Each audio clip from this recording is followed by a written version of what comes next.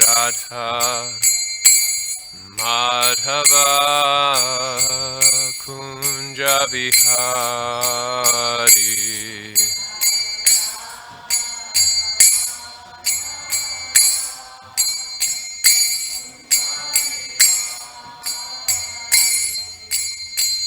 Gopi Janavallabha Girivaradari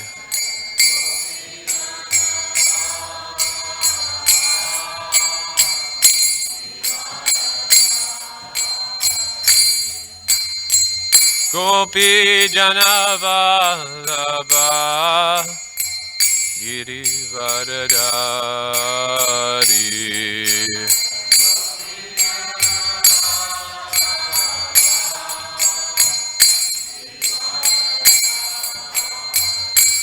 Jaya Jashodanandana Braja Janaranjana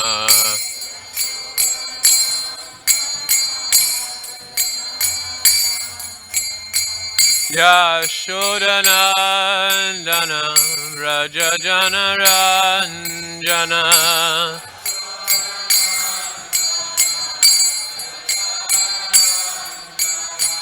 Yashodanandana Braja Janaranjana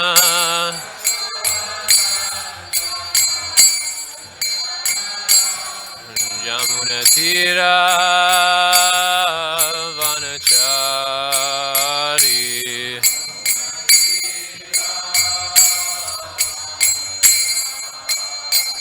Yamunatira Vanachari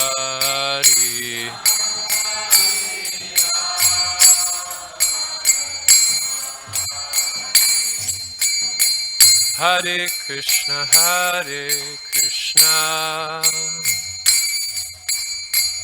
Krishna Krishna Hare Hare Hare Rama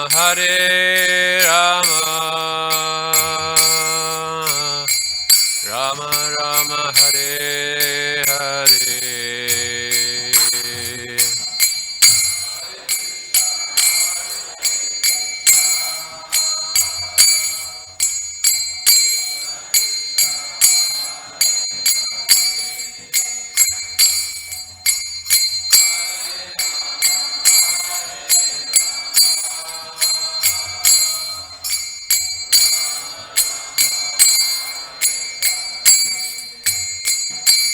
Hare Krishna Krishna Krishna Hare Hare Hare Rama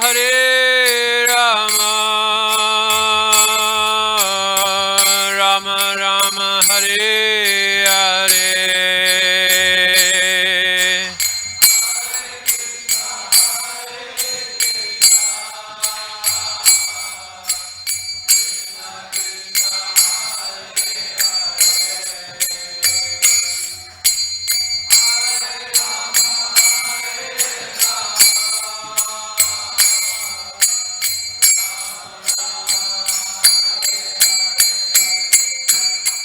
Hare Krishna Krishna Krishna Hare Hare Hare Rama Rama Rama Hare Hare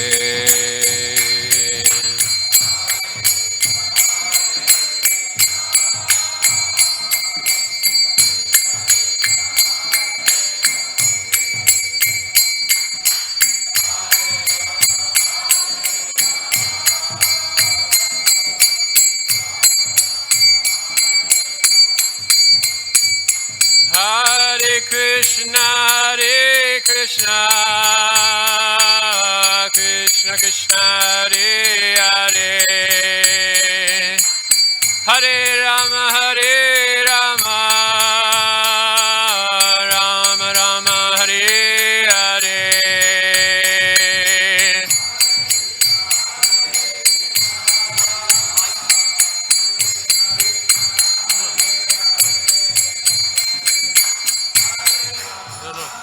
okay. No light. No, it's okay. Hare Krishna, Krishna Krishna, Hare Hare, Hare Rama, Rama Rama, Hare Hare.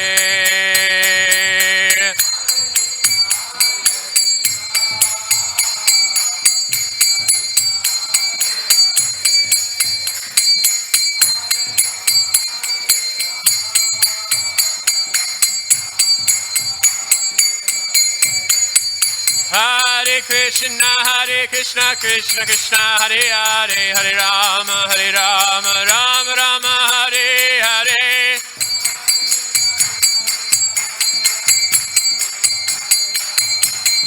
Hare Krishna, Krishna Krishna, Hare Hare, Hare Rama, Rama Rama, Hare Hare.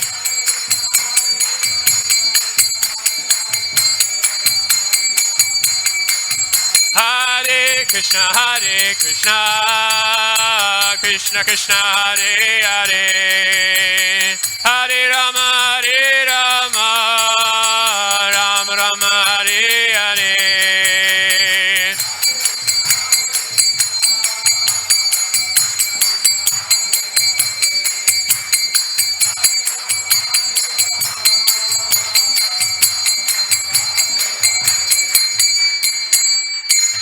Jai Guru Premanande. Jai Vishnupada Paramahamsa Prirajagacharya. Ashtotra Shata Shri Srimad His Divine Grace. A.C. Bhaktivedanta Swami Srila Prabhupada Ki Jai. Ananta Koti Vaishnava Vrinda Ki Jai.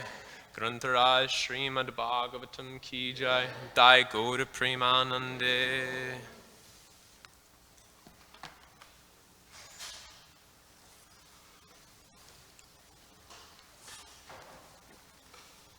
Om Namo Bhagavate Vasudevaya.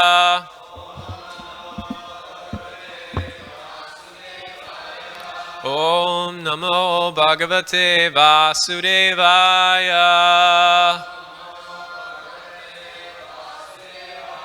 Om Namo Bhagavate Vasudevaya. Narayanam Namaskritya Naran Shaiva Narottamam Devim Saraswatim Vyasam Tato Jaya Mudirayet Nasupraya Shurabhadreshu Nityam Bhagavata Sevaya Bhagavati Utamashloke Bhaktir Bhavati Naishtaki Krishnaya Vasudevaya Devaki Nandanaya Cha Nanda Gopa Kumaraya Govindaya Namo Namaha.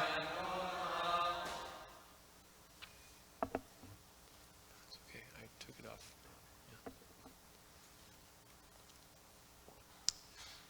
Is Archita Prabhu here? No? I was trying to figure out this meter earlier, I couldn't figure it out. The Darshtatatra Bijitam Daradaram. Okay. Reading from Srimad Bhagavatam, Canto 3, Chapter 18, Text number 2. The Darshtatatra Bijitam Daradaram.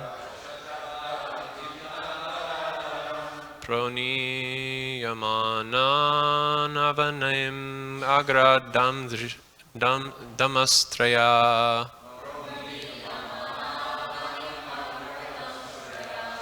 Musnantam akshna, okay. Musnantam aksna svarochum runan sriya. Jahasachaho vanagocharo mriga.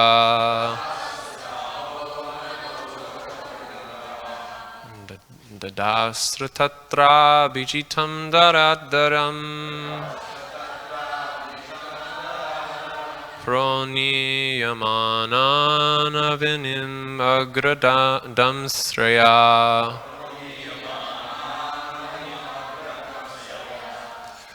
Musnantamaksna swarucho runoshriya.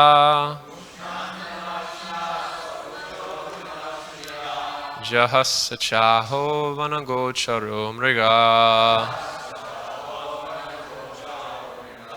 Andadrisha tatra bijitam daradaram. Proniyamana vanimagradam straya. Musnantam akshna swarucho runasriya. Chahasachaho vanagocharo mriga.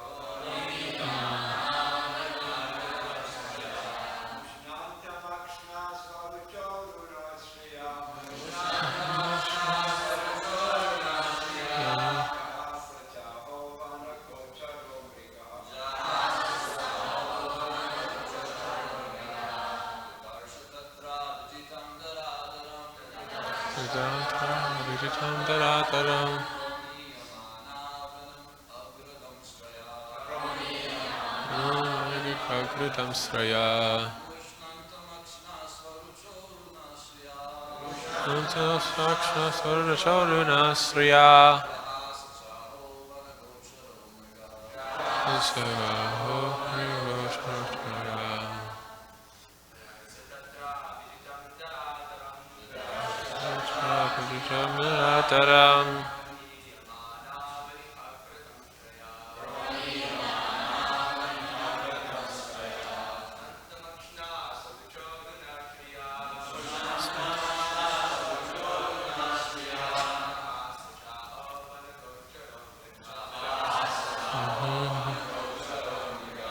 Matajis. Chatatra viditam daradaram. Nimanam vigatam vidakshita.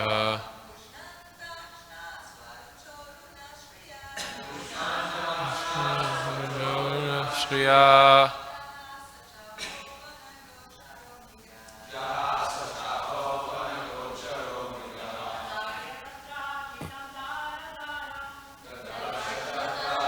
Daradaram.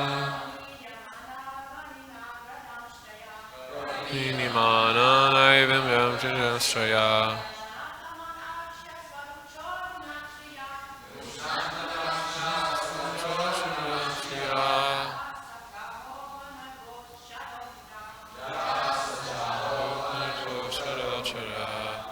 Tadasra.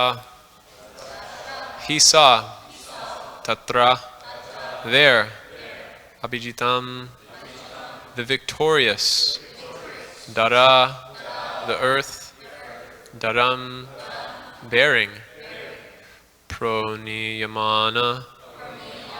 Being raised upward. Avanim. The earth.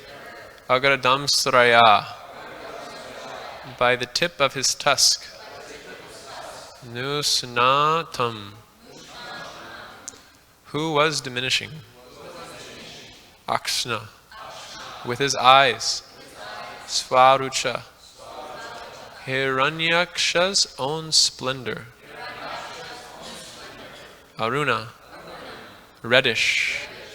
Sriya, radiant. Jahasa, he laughed. Cha, and. Aho, oh. Vanagochara, ambiguous. Does anyone know this word? It's amphibious, okay. Amphibious. Mriga, beast. Translation and purport by His Divine Grace, A.C. Bhaktivedanta Swami Srila Prabhupada. He saw there the all-powerful personality of Godhead in His boar incarnation, bearing the earth upward on the ends of His tusk and robbing Him of His splendor with His reddish eyes. The demon laughed, "Oh, an amphibious beast." Purport. In a previous chapter, we have discussed the incarnation of the Supreme Personality of Godhead as Varaha, the boar. While Varaha, with his tusk, engaged in uplifting the submerged earth from the depths of the waters, this great demon Hiranyaksha met him and challenged him, calling him a beast. Demons cannot understand the incarnations of the Lord. They think that his incarnations as a fish, or boar, or tortoise are big beasts only. They misunderstand the body of the Supreme Personality of Godhead, even in his human form, and they deride his descent. In the Chaitanya Sampradaya, there is sometimes a demoniac misconception about the descent of Nityananda Prabhu. Nityananda Prabhu's body is spiritual, but demoniac persons consider the body of the Supreme Personality to be material, just like ours. Avanjanti ma mudha. Persons who have no intelligence deride the transcendental form of the Lord as material. Om Ajnanatimidandasya Jnananjana Shalakoya Chakshurun Vinitam Yena Tasmai Shri Gurave Namaha Shri Chaitanya Manobhistam Sthapitam Yena Bhutale Swayam Rupa Kadamayam Dadati Svam Padantikam Vandeham Shri Guru Shri Yuta Parakamalam Shri Gurum Vaishnavamscha Shri Rupam Sagrajatam Sagana Raganatham Tam Sajivam Sadvaitam Savadutam Parijana Sahitam Krishna Chaitanya Devam Shri Radha Krishna Padan Sagana Lalita Shri Vishakambitamscha Nama Om Vishnu Padaya Krishna Prishtaya Bhutale Srimate Bhaktivedanta Swami Niti Namane Namaste Saraswate Deve Gauravani Pacharine Nivishesha Shunyavadi Paschachareshatarine Namo Mahavaranyaya Krishna Prema Pradayate Krishnaya Krishna Chaitanya Namane Gauratvase Namaha He Krishna Karuna Sindho Dinabandho Jagatpate Gopeswa Gopika Kanta Radha Kanta Namostate Tapta Kanchana Gaurangi Radhe Vrindavaneshwari Rishabhanu Sudhe Devi Pranamami Hari Priye Vancha Kalpatarumbisya Kripa Sindhuna Evacha Patitanam Pavanebhyo Vaishnavebhyo Namo Namaha Jaya Shri Krishna Chaitanya Prabhu Nityananda Shri Advaita Gadadhara Shri Vasari Gaura Bhakta Vrinda Hare Krishna Krishna Krishna Hare Hare Hare Rama Rama Rama Hare Hare Durga me patime nantasya sakalat paragater mahur Svakripa yastidanena santa sanfavalambanam.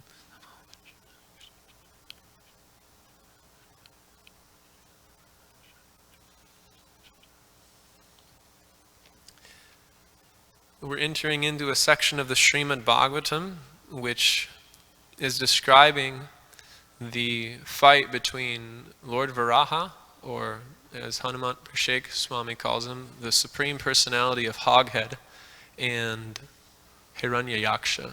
So a great fight is about to ensue. And when I read this, I was thinking about this verse from the Bhagavad Gita, which Prabhupada quotes in his purport, Avanjanti ma mudha. This is a disease which is very prominent in modern society. And it's prominent due to the conditioning of people's fruitive activities. Parabhavas yavara bhota jato yavan jignasyata atma tattvam. Yavakriyastava idam manovai karmatmakam yena sharira bandha. This verse spoken by Lord Rishabdev explains that material life, which is characterized by fruitive activity, its symptoms are it's always miserable, and all the activities that one engages in are constantly defeated. And as long as one doesn't engage in Atma Jignasya Tattvam, that as long as one doesn't engage into the nature of who one is, Jignasya Tattvam, inquire into the nature of truth, then what happens is one runs through the world engaging in fruitive activity, and that activity which they engage in, the material activity which they choose to engage in according to how they've associated previously, that colors their consciousness. It's karmatmakam is the word that Srila Prabhupada uses in his translation.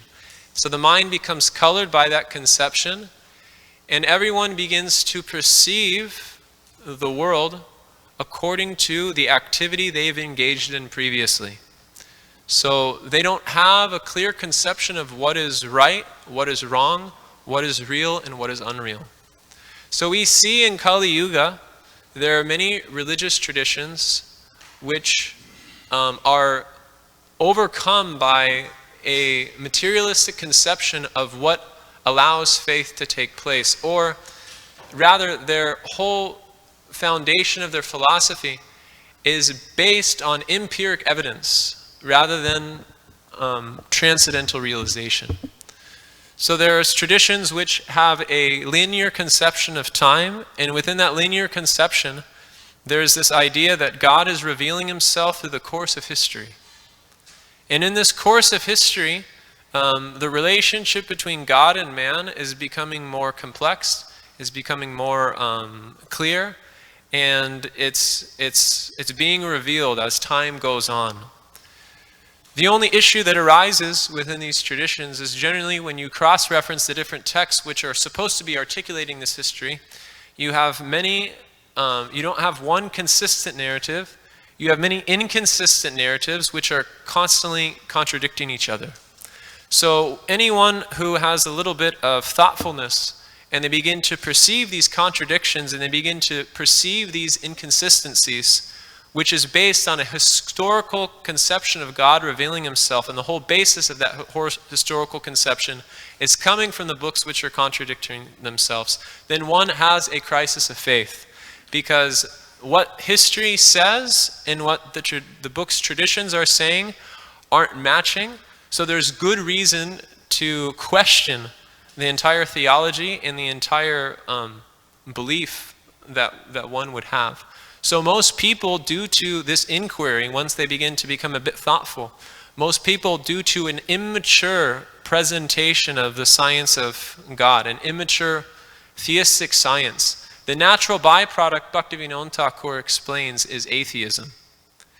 So what happens is we have traditions which are based on empiric evidence, which are based on, or they rest on empiric evidence, and the whole foundation of the philosophy is whether certain bones exist, whether certain datings are properly, whether artifacts are there, and this creates havoc in the life of a genuinely inquisitive person because things don't match. So if we apply that same criterion to the Srimad Bhagavatam, will it work? Well, first of all, the Srimad Bhagavatam, you're not dealing with a philosophy which is based, its truth is based on God revealing himself throughout history. The conception of time is a circular one rather than a linear one, and this circular conception is basically teaching that the same people are appearing, the same events are taking place throughout time for the same purpose. Paritranayam sadunam vinasaya chadushkritam dharma samsarpa arthaya sambhavami yuge yuge. And that the whole material world is functioning simply to facilitate these pastimes. So, for instance, in certain sections of Lord Varaha's pastimes, we have two contradictory stories which are taking place in certain instances. And how do the Acharyas reconcile those contradictions? They're just taking place in different ages. Whereas if you're dealing with a linear conception of time, you can't have two conflicting stories taking place. Beyond that, Bhaktisiddhanta Saraswati Thakur, he would often say that the materialistic demeanor cannot possibly approach the transcendental autocrat who's always eager to engage the world in his service entourage. So the materialistic demeanor, what does that mean? It means that the Srimad Bhagavatam is not a text which is meant to be approached historically in terms of what we consider to be historical within the current context of history. The Srimad Bhagavatam is a trans-historical text which is dealing with events which have taken place millenniums ago. They've taken place on different planets, they've taken place on lower planets, they've taken place on the earth. But the historical detail, whether artifacts exist, where it took place, when exactly it took place, it's not a consideration that the acharyas actually look at. That consideration is imposed upon by a materialistic demeanor. Matirna Krishnes paratasvatova bipopipadyeta grihat vartanam adantago bir vishatam ta misram punas charvita charvadanam. People who have taken a vow to enjoy the material senses, they will be the only ones who will find a fault with the Srimad Bhagavatam on the basis of there not being sensual empiric evidence to prove it. But the Srimad Bhagavatam does not function on the basis of empirical evidence. The Srimad Bhagavatam functions on the basis of revelation of knowledge and application of that revelation of knowledge. And to the degree that one applies that knowledge which has been revealed, to that degree one actually experiences the knowledge which is actually being articulated. And the cause of faith for a practitioner of the Srimad Bhagavatam, it rests on the basis of that practical experience. Raja Vidyam, Raja Gunyam, Pavitram, Idam Uttamam, Prakyaksha Vagam Dharmyam, Susukam Kartum Advayam. That this knowledge of the Srimad Bhagavatam, this knowledge of the Bhagavad Gita, it is the king of all knowledge. And what makes it the king of all knowledge? Raja Guhyam, because it's a great secret. What makes it a secret? It's a secret because, as Srila Prabhupada explains in his purport to the Sri Sri Upanishad, with the Lord is far away but simultaneously close. For those who are applying the process of bhakti yoga, the pages of the Srimad Bhagavatam, Lord bore in Haranya Yaksha, that pastime is actually taking place within the heart of the practitioner. So therefore the Lord is very close. But for those who refuse to apply the process, avanjanti mamudha manusyam deham ashata param bhavam ajananto mama bhutva maheshvaram, that those fools deride me when I descend in my human form. Why do they deride? Because they're far from the Lord due to a lack of application of the knowledge which will reveal how the Lord is present. So the Srimad Bhagavatam is not a text which rests, our faith in it does not rest on the basis of whether things are existing in history, whether there's artifacts, whether the location is exact. An example of how this is the case, how this is in a siddhanta which flows through our philosophy is, Srila Prabhupada was once on a morning walk with his disciple. His disciples, Revati Nandan and some other disciples, I think Satsvarup Maharaj was there. And they were discussing an article for the BTG. And they were discussing the presence of Ahobilam. Ahobilam is a wonderful place in South India where it said that Lord Nrsingadev's pastimes took place there. And Ramanujacharya confirmed that they take place there. Srila Prabhupada, when they were there, he spoke many times how it took place there. There's supposedly an iron pillar, which is where he appeared. So Revati Prabhu is speaking to Srila Prabhupada about this place, and they want to produce an article and confirm that this is the place where Lord Nrsingadev's pastimes took place. So he's questioning Prabhupada. He's saying, Prabhupada, you mentioned this happened there. And he said, yes. And he said, well, we want to confirm it because we want to produce an article in BTG. He says, why does any of this matter? Why does any of this matter? So you see in this particular instance, Prabhupada isn't denying that the pastime took place there, and he's simultaneously not saying that it never happened at all, which some people who are apologists to the message of the Srimad Bhagavatam, they claim that it's a mythological tale, but actually this is another form of rascaldom, of being a mudha, is that one interprets the stories as being a moral message that don't have any place in history. So Srila Prabhupada's not saying it didn't take place historically, and he's simultaneously saying that is refusing to say whether it happened there or not. What he is emphasizing is, why do you care so much about this being a historically accurate place in terms of artifacts and things that we can perceive? We have to understand that the message of the Srimad Bhagavatam can only be perceived with eyes of love. Premanjana churita bhakti vilochanena santasya devi haritayeshu vilokayanti. That Krishna has the prerogative to choose to not reveal himself to anyone and everyone. So the Srimad Bhagavatam is revealed to those who have cultivated the service attitude. Bhaktya mama vijananti yavan yaschasmi tatvataha. Tato mam tatato gyantva vishate tadanantaram. The Srimad Bhagavatam is revealed to those who have bhakti. It's just like you can't feel soft by looking at your eyes. It's a different sense object. You can't taste sweet by touching it with your hand. So there's a sense object which relates to a particular sense. In the same way, the Lord is beyond our material senses. Savai pumsam paro dharma yator bhaktir adhoksaje.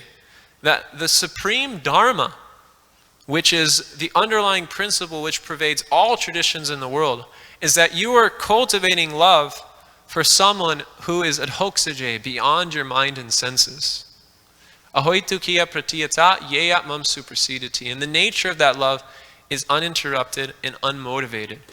So you're dealing with a personality who is beyond your mind and senses. So if you want to access that personality, you need a process which aligns with that personality. Raja vidyam, raja guryam, pravitram idam uttamam, prakyakshavagam dharmyam, susukam karcham advayam. And how do you know that person exists? Because by the application of that raja vidya, raja guryam, you will have practical experience. Prakyakshavagam dharmyam, susukam kartam advayam.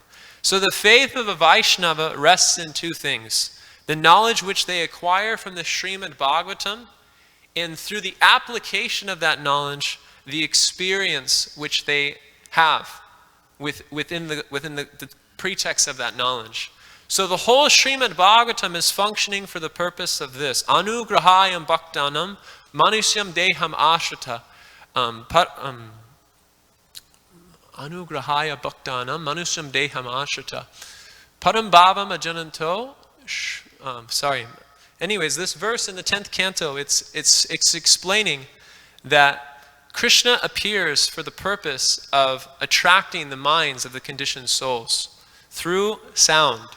So the more one takes in this knowledge and begins to apply the knowledge, then one begins to develop genuine realization of who Krishna is, beyond the context of history, beyond the context of artifacts, beyond the perception of our materially conditioned senses, our materially colored consciousness.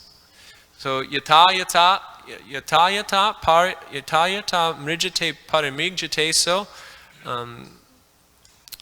yavanya jignasya no yata paramrigjate so punyagata shavanabhidanai tatata pashanti vashtu shukshman chakshur yata vajana samprayuktam. This verse is in the Srimad Bhagavatam, and it explains that to the degree one applies this process of hearing and chanting with a mood of service and with a mood of devotion, then to the degree they've intensely applied that process, tata pashanti vashtu shukshman, the subtle form of the Supreme Personality of Godhead is revealed to them. And just as to the degree that one applies a medicinal ointment on the eye, to that degree they recover their ability to see. So the whole Srimad Bhagavatam, it's really up to us how much faith we're going to have in it. It's our prerogative to take advantage of it. And to the degree that we take advantage of the association of devotees, to that degree our intensity of absorption in the Srimad Bhagavatam will actually take place. It won't just be a mythological story. It won't be a fictional story. It will be a living, breathing manuscript in which one is actually entering into those pastimes. One is actually experiencing association with Krishna in the pages of the Srimad Bhagavatam. So Srila Prabhupada told Yamuna Devi, when you read these books, feel the message. Feel for the message. We should be experiencing Krishna in the pages of the Srimad Bhagavatam. And this is how the Srimad Bhagavatam gives faith to the devotee. Through the association of devotees, an association which promotes a desire to wander into those pastimes. Examples of this which exist within the Chaitanya Charitamrita is the Brahmana from South India who was illiterate. Despite the fact he was illiterate, he was so absorbed in the message of the Bhagavad Gita. His mind was so captured by the message of the Bhagavad Gita that he was feeling so much emotion thinking of Arjuna being carried out on the battlefield with Krishna. The same thing takes place with the Ramdas Brahmana in South India, who's fasting. He's given up eating, thinking that Mother Sita has been captured by Ravana. So this is how the knowledge transforms the heart of the devotee, is that it's no longer just something that's within a book. It's something which they're actually living inside of due to the application of the process which has been prescribed by that scripture. So this pastime of Hiranyaksha and Lord Varaha, it's very wonderful and very mystical and very inconceivable to the materialistic mind. And one may consider it just to be a mythology.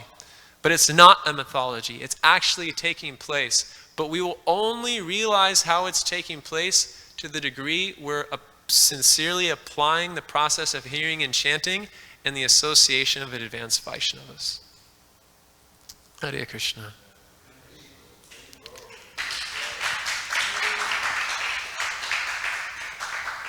Jai Keshava Prabhu. Oh, sorry. It's okay? All right. Hare Krishna. I was wondering if we can at all apply the Western thought paradigm to anything in bhakti. That's one question. I have another one. Can we use the word belief, like I believe this, I believe that, when thinking about bhakti? That's a good question. And actually, the two are related. The idea of belief is a Western conception, whereas in the Vaishnav conception, Siddhantas,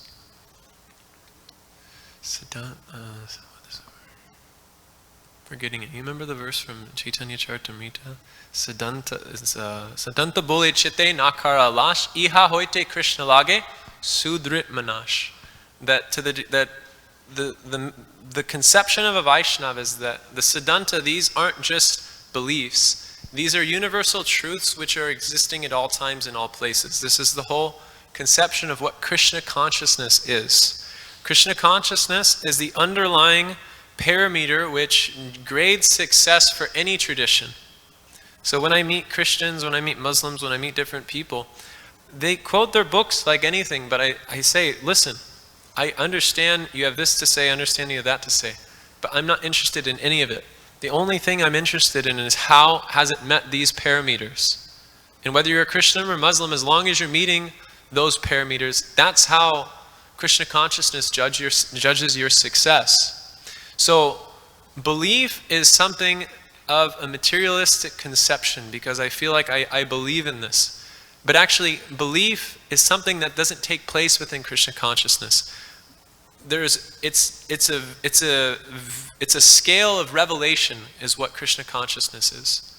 Because Krishna consciousness is not just taking place within ISKCON. Krishna consciousness is Jivera Srupoi Krishna Nityadas. It's the underlying principle which pervades all living entities. So everyone is Krishna conscious to a certain degree. Some people are Krishna conscious on the level of pranamaya, in which they perceive the greatness of God in the food that they eat because their stomach is being nourished. This is what animals are doing. Some are experiencing God through the level of pranamaya, feeling that, oh, thank God I have a place to sleep at night. And then jnanamaya, they're attracted by, hara ideas, cultivating ideas of art and these types of things. And there's vijnana, where one is developing a conception that there's a categorical difference between myself and my body. But then the final platform is anandamaya, where one is actually experiencing their relationship with Krishna. So Krishna consciousness is the natural disposition of every living entity, and everyone is Krishna conscious to some degree or other. Just as in the day, everything is lit up, but some places will be covered by clouds and some places won't. So it's a matter of revelation, and that revelation is brought about through the association of devotees. Krishna Bhakti Janma Mula Hoya Sadhu Sangha, Krishna Preme Teno Puna Mukhya Anga. That the root of Krishna Bhakti is the association of devotees. So Vishwanath Chakravarti Thakur says that that scale of faith, it begins to move from white to black according to how much service you've rendered to a Vaishnava and how much mercy you've received from that Vaishnava. That's what tips the scale. That's what moves from one end of the scale to the other end of the scale. Is to the degree we've developed a mood of service towards a qualified, fully realized Vaishnava. Mahatdwaram sevam ahor vimuktes tamodwaram yosati sangi sangam. That the doors of liberation, the doors of Krishna Prema are open according to the mood of service that we've developed for Krishna, Guru, and the Vaishnavas.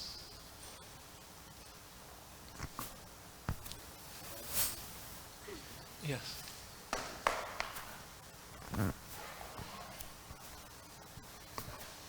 Thank you for a beautiful class. I enjoyed every word. And I just would like to add something, and very small, because your class is very big and very great. So what I want to emphasize is, while we may read the Bhagavatam, and we may even understand some of the Bhagavatam, and we may share the Bhagavatam, it's very important that we come to the understanding that we cannot really understand the depth of the Bhagavatam unless we receive the grace of God. Grace is a very important principle. It's not something inessential or just there. It's absolutely essential. God has to actually be feeling that this devotee is very true, very purposeful, very loving, and extremely appreciative. He appreciates me so much that he feels that it's beyond his ability to even understand and realize. He doesn't think he can even, but he still prays and thanks the Lord for all that he's received. And in that thankfulness, the Lord sees that and says, this person, he has no false pride, he has no arrogance, he has no condescension, he doesn't think he's anything. And as a result of thinking he's really nothing, he really is everything in my mind, and therefore the Lord showers him with that great avalanche, so to speak, of grace. And when a devotee receives that grace, there is no question about what it is, because it comes, like a big mountain, and it feels, and it comes from the heart, and it's spread throughout the entire body. And one may experience, as a result of that, various types of symptoms, such as shaking, such as perspiring, and so forth. They're all listed in our book. But the important thing is not so much the symptoms, but the very fact that Krishna would even give me, a person so fallen and wretched and worthless and useless, and who makes so many mistakes and is still so sinful, he gives me all this. Wow, what a great, great, great Lord this is. Should I not be always, every moment, appreciative for such a person who has ignored so many of my defects? Hare Krishna, thank you, Maharaj. Yeah. Anything else? Yes, Prabhu? We have people on the internet, that's why. Yeah. Thank you very much for your talk. I just want to say you did an amazing job at reconciling, you know, the mystical, magical nature of the stories with, you know, the reality, I think, that we experience. And even, you know, even 2 generations of humanity ago, if you described us and how we have all these phones and these planes, they would think it was a complete myth, like completely magical.